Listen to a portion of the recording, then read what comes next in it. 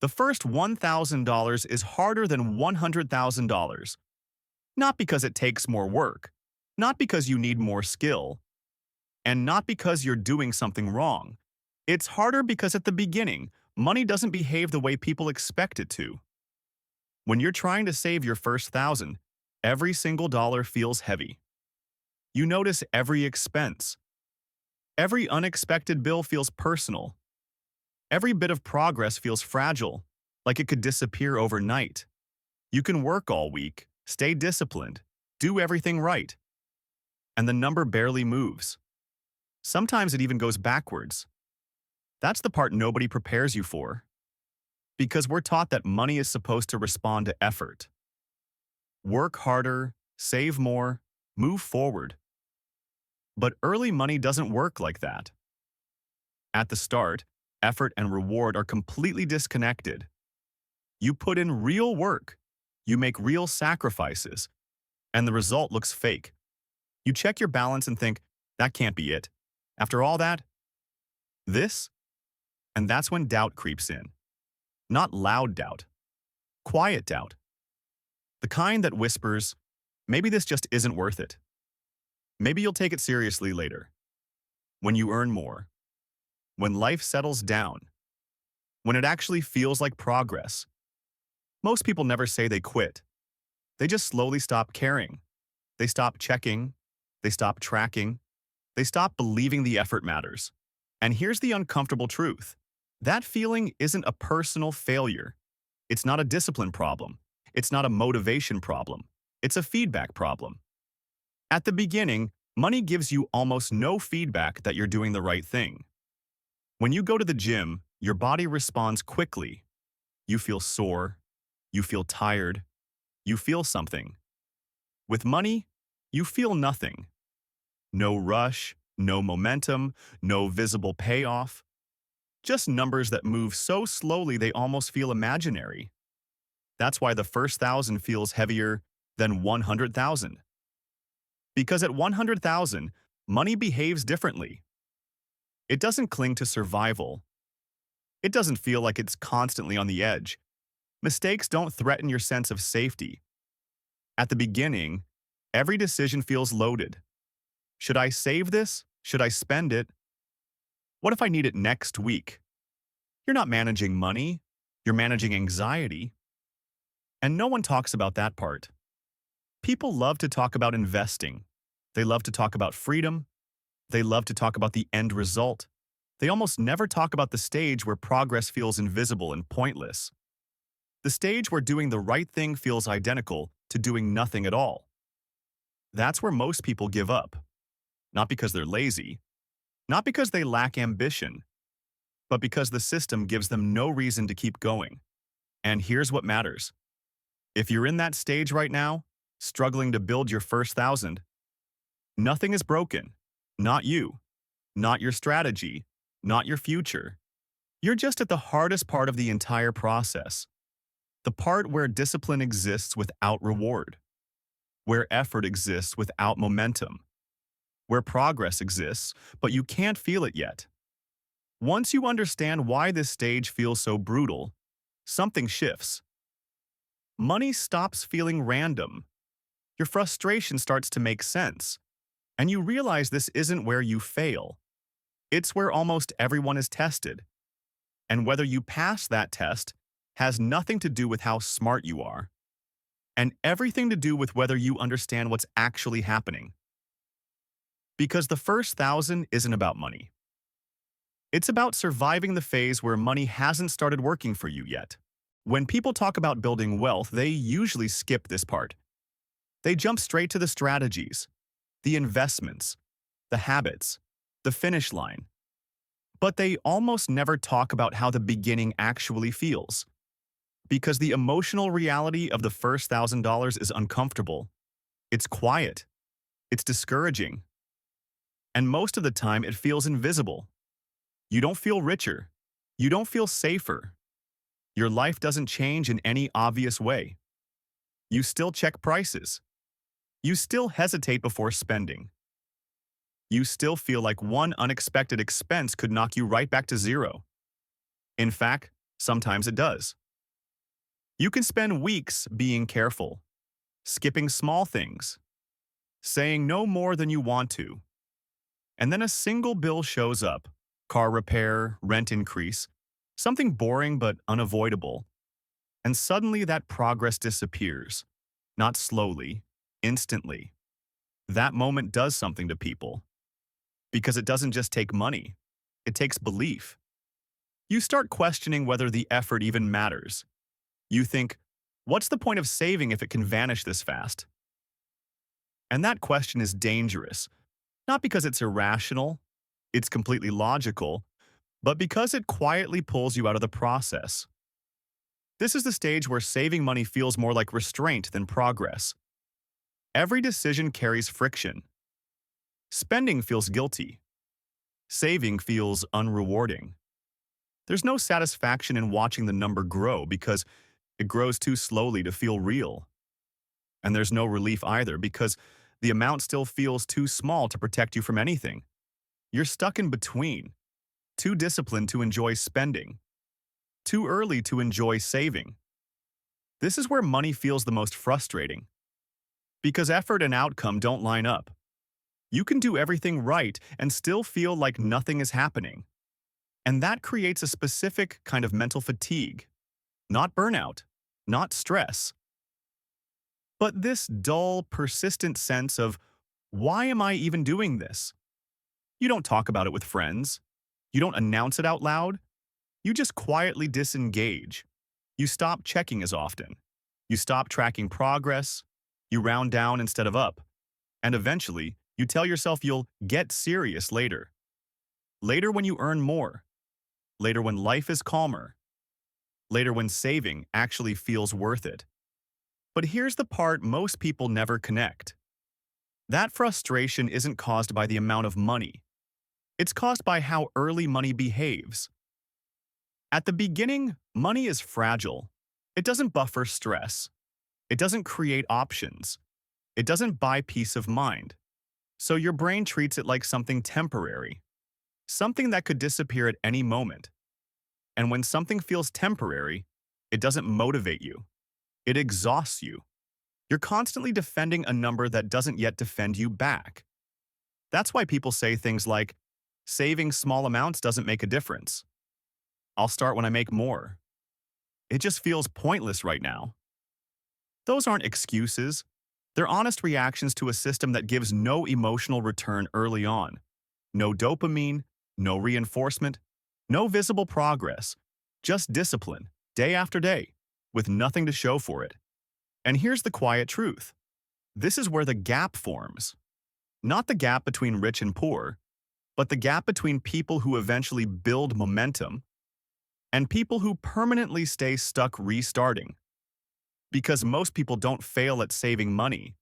They fail at enduring the phase where saving feels meaningless. The phase where progress exists on paper, but not in your nervous system. Where doing the right thing feels exactly the same as doing nothing at all. And unless someone explains that this phase is normal, expected even, it feels personal. Like you're missing something everyone else understands. But you're not. You're just early. And early money is emotionally the hardest money there is. There's a simple reason the beginning feels so discouraging.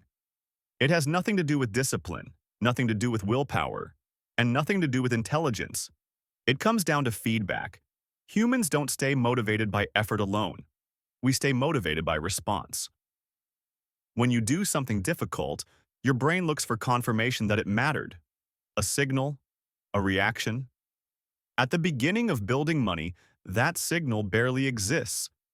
You're doing real work, working extra hours, cutting back, being intentional.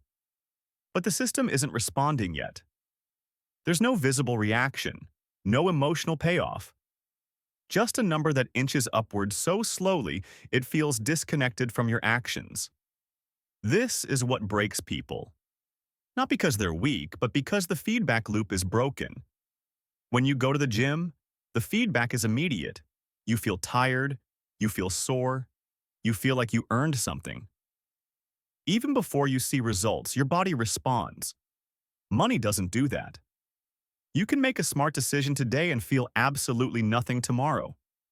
You can save for weeks and still feel just as exposed as you did at zero. So your brain starts asking a dangerous question. Is this even working? And when a system gives no feedback, the brain assumes the effort is wasted. That's not a character flaw. That's how humans are wired. We're built to respond to systems that react quickly. Early money reacts slowly, painfully slowly.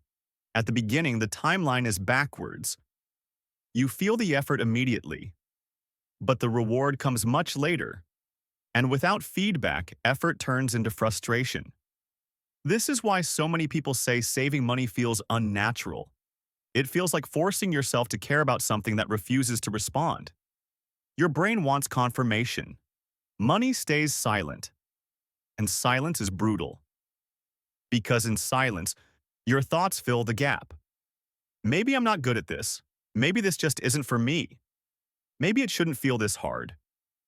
But here's the part most people never realize. The system isn't broken, it's just front-loaded with discomfort. At the beginning, money demands discipline without providing reinforcement. Later, it flips. Effort starts producing visible results. Small actions feel meaningful. Momentum begins to replace motivation. But you don't get to feel that early. Early on, you're operating in a feedback vacuum. That's why people give up right before things change. They assume difficulty means failure, when in reality, difficulty is the entrance fee. The first phase of money is not designed to be motivating. It's designed to test whether you can operate without reinforcement, whether you can continue when the scoreboard barely moves. That's why the first 1,000 feels heavier than 100,000. Because by the time you reach higher numbers, the feedback loop is alive. Money starts responding to itself. Growth becomes visible. Progress feels earned. At the beginning, none of that exists. Just effort and silence. Once you understand that silence is part of the process, not a verdict on you, something important changes. You stop interpreting discomfort as failure. You stop expecting motivation where none is supposed to exist. And instead of asking, why does this feel pointless? You start asking, how long until the feedback turns on? That shift is everything. Because money doesn't reward effort. It rewards endurance. And the earliest stage is where endurance is tested the hardest. Not because the numbers are small, but because the system gives you nothing back. At $1,000, money feels heavy. Not mathematically heavy, psychologically heavy. Every dollar has a job. Every decision feels loaded. Every mistake feels permanent. That's because at this stage, money is still tied directly to survival. It's rent, it's food. It's the buffer between fine and one bad day away from stress. So when you hold that first 1,000, you're not just holding money. You're holding responsibility. Responsibility for not messing it up. Responsibility for being careful. Responsibility for not needing it too soon. And that responsibility creates pressure. You don't think about money in the abstract. You think about it defensively. Should I touch this? What if I need it next week? What if something goes wrong? Every choice carries weight because the margin is thin. At this level, money doesn't feel like freedom. It feels like something you're protecting. Now contrast that with $100,000. It's still serious money. It still matters. But it doesn't feel fragile in the same way, because the margin is different. At higher numbers, money stops being purely defensive. It starts becoming flexible. A mistake doesn't threaten your stability. A bad month doesn't erase your progress. Decisions feel reversible. That's the difference. It's not the size of the number, it's the margin around it. At 1,000, there's no room to breathe. At 100,000, there is. And that breathing room changes everything about how money feels. Urgency fades. Fear quiets. Thinking slows down. You're no longer reacting to money. You're managing it. This is why the first 1,000 feels harder. Because you're carrying money and anxiety at the same time. Every decision is emotional because the consequences feel immediate. Spend too much and you feel irresponsible. Save too much and you feel deprived. There's no neutral ground. But as the numbers grow, money becomes less personal. Not because you care less, but because it stops threatening your sense of safety. The emotional charge drops. You stop asking, will this ruin me? And start asking, is this the best use of it? That shift is subtle but powerful. At 1,000, money controls your attention. At 100,000, you control money's role. And here's the part that surprises people. Higher amounts don't feel heavier. They feel lighter. Not because they're easy to earn, but because the pressure per dollar drops. Each unit of money does less emotional work. At the beginning, every dollar is responsible for too much. It has to protect you, motivate you, and reassure you all at once. That's an impossible job. So the weight builds. And when money feels heavy, people avoid thinking about it. They procrastinate, they delay, they disengage, not because they don't care, but because caring feels exhausting. This is why comparing early money to later money is misleading. The struggle isn't linear. The hardest part isn't scaling. It's carrying money before it can carry you. Once the margin grows, the experience changes. Money stops feeling like a test you're constantly failing. It becomes a tool, and tools don't create anxiety. They create options. The first 1,000 is heavy because it's all responsibility with no relief. The 100,000 is lighter because responsibility is spread out. That's the difference no one explains. And once you understand that weight comes from margin, not effort, the struggle at the beginning finally makes sense.